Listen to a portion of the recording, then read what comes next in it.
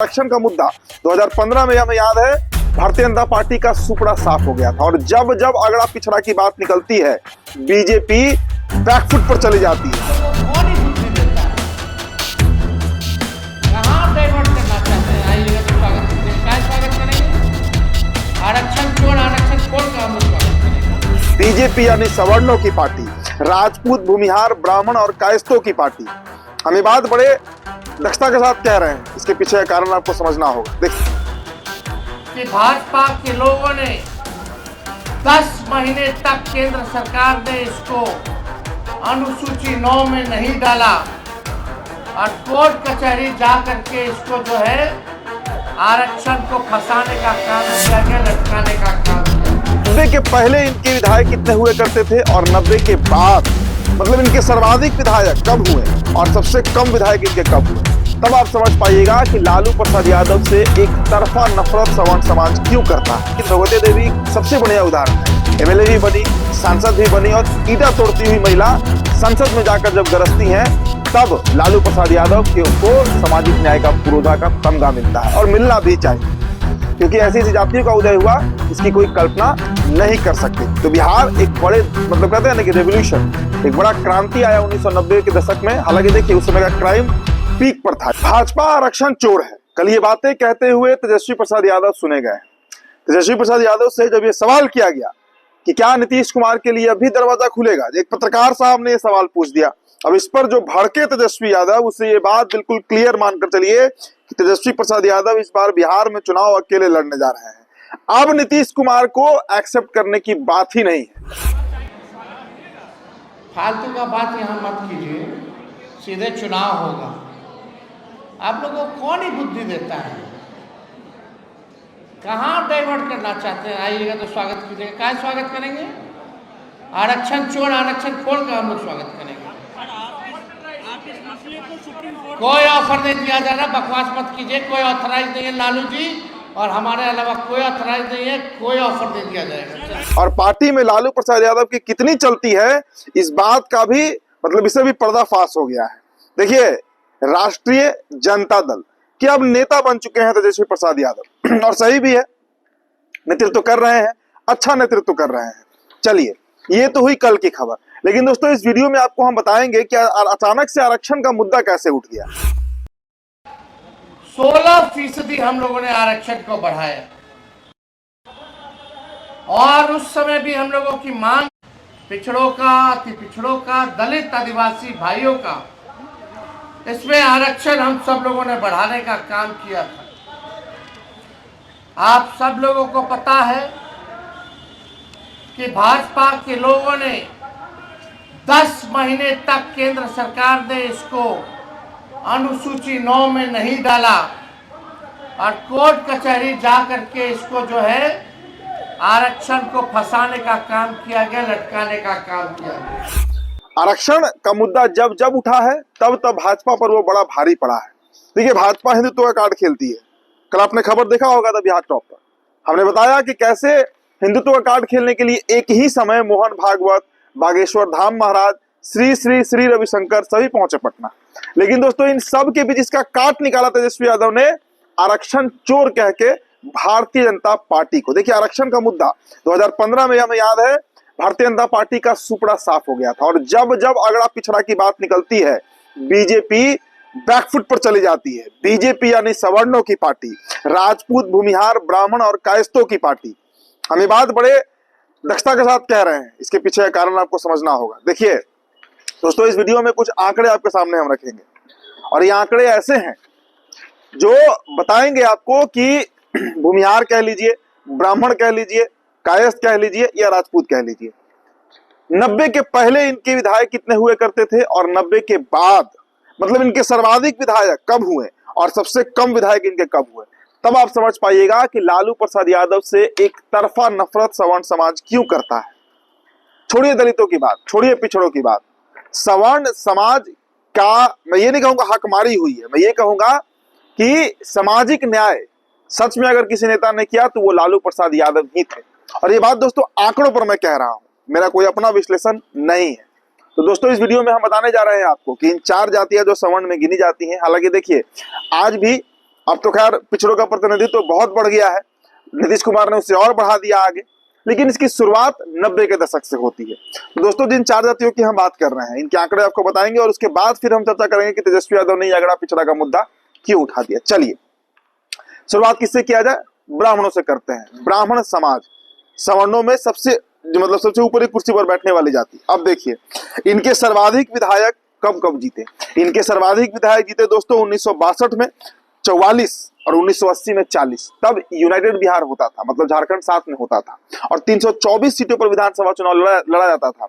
तो 324 सीटों पर लड़कर ब्राह्मण समाज 44 और 40 सीटें जीती थी 1962 और 1980 में। और दोस्तों अगर हम मिनिमम की बात करें, मतलब सबसे कम विधायक कब बने हैं ब्राह्मण समाज से, तो ये आंकड़ा भी जरा आप देख ही लीजिए। देखिए 1995 में 10 और साल 2000 में 10। 1995 मतलब जब उभार नहीं, जब प्रचंड तरीके से लालू प्रसाद यादव का प्रभाव सबसे अधिक बिहार की राजनीति पर पड़ता था। ये उस काल की बात है जब ब्राह्मणों का प्रतिनिधित्व जगन्नाथ मिश्रा के जाने के बाद अचानक धड़ाम से, कैसे सेंसेक्स अभी गिरा हुआ है, 100 लाख करोड़ का नुकसान हो गया है, उसी तरह का नुकसान भारतीय ब्राह्मण समाज को भी 1995 में उठाना पड़ा था। कहा जाता है कि ब्राह्मण, सोचिए जबकि उस समय 324 सीटें हुआ करती थी, तब मात्र 10 विधायक, मतलब उंगली पर गिनकर 1.5-2% कह सकते हैं आप, 2-3% मतलब मान लीजिए, इतने ही ब्राह्मण समाज के नेता विधायक बन पाए थे। दोस्तों अगली जाति की बात कर लेते हैं। इसके अलावा आपको एक और आंकड़ा बता ही देते हैं। जो पतन हुआ ब्राह्मण समाज का 1995 से, फिर वो रिवाइव नहीं हो पाया। अब देखिए 2015 का आंकड़ा आप देख लीजिए, 11 सीटें, 2005 में 12 सीटें, 2010 में 16 सीटें और 2020 में, मतलब पिछले विधानसभा चुनाव में भी 12 सीट ही जीत पाए थे ब्राह्मण समाज के प्रत्याशी। इससे आप आकलन लगाइए कि कहां 40-44 सीटें जीतने वाली जाति 10-12 पर सिमट गई, 1/4 पर आ गई, और उसके पीछे नेता बने लालू प्रसाद यादव। चलिए राजपूत की बात करते हैं दोस्तों। देखिए राजपूत समाज की अगर बात करें कि सर्वाधिक सीटें कब कब जीती और सबसे कम सीटें राजपूत समाज ने कब जीती, स्क्रीन पर देखिए। सर्वाधिक सीटें दोस्तों 1962 में जीती 61 सीट, 1971 में 60 सीट और 1972 में 56 सीट। मतलब 324 सीटें जब हुआ करती थी तब 60 सीट, 62 सीट, इस तरीके से राजपूत समाज जीत रहा था। लेकिन क्या हुआ 90 के बाद, आंकड़ों पर नजर डालिए।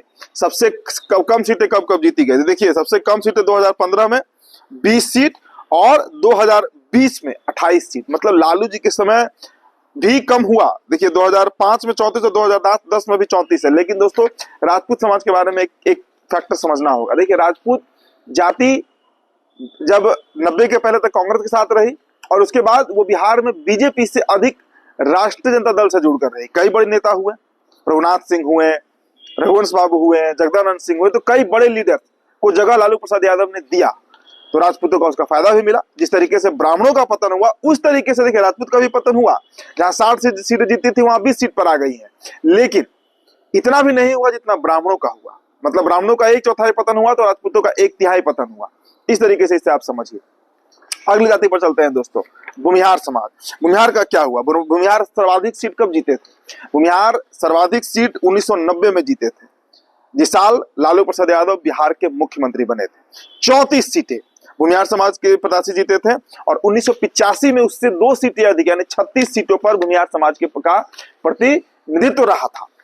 तो आप समझ गए आंकड़े। अब मिनिमम सीट देखिए कि पतन कैसे हुआ भूमिहार समाज का।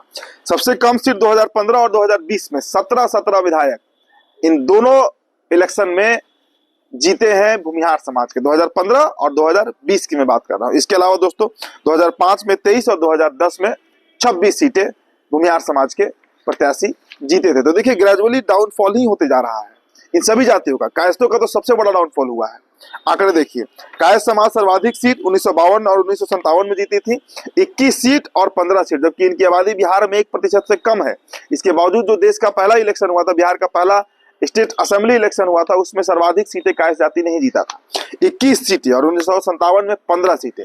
लेकिन अब क्या स्थिति है, आज के डेट में क्या स्थिति है? 90 के बाद इनका भी ग्राफ जो है वो बड़ा धड़ाम से नीचे गिरा। आज सबसे कम सीटें 2010 और 2020 में ये जाति जीती है। मात्र 3 विधायक हैं, मात्र 3 विधायक, 2 तो पटना से ही है, एक बांकीपुर विधानसभा, दूसरा अरुण कुमार जो है, जी हाँ, कुमरार विधानसभा। अब देखिए 2005 और 2015 में 4 सीटें जीती थी जाति। तो दोस्तों ये तो हमने आंकड़े आपके सामने रख दिया कि भाई कौन सी जाति के कितने विधायक कब सर्वाधिक जीते और कब सबसे कम जीते हैं सवर्ण जाति में। लेकिन दोस्तों खेल ये नहीं है। अब आरक्षण के मुद्दे पर हम आते हैं, खेल समझिएगा आप। आरक्षण का मुद्दा तेजस्वी प्रसाद यादव ने इसलिए उठा दिया क्योंकि दोस्तों 2015 का हमने जिक्र भी किया, 2015 के आंकड़े भी आप जानते हैं। और देखिए 90 के दशक में जो लड़ाई चल रही थी बिहार में, वो प्रतिनिधित्व देने की लड़ाई थी। लालू प्रसाद यादव इस बात पर अड़े हुए थे कि हम वैसी जातियों को टिकट देंगे जिनका कहीं कोई नाम लेवा नहीं है। और भगवतिया देवी उसका सबसे बढ़िया उदाहरण है।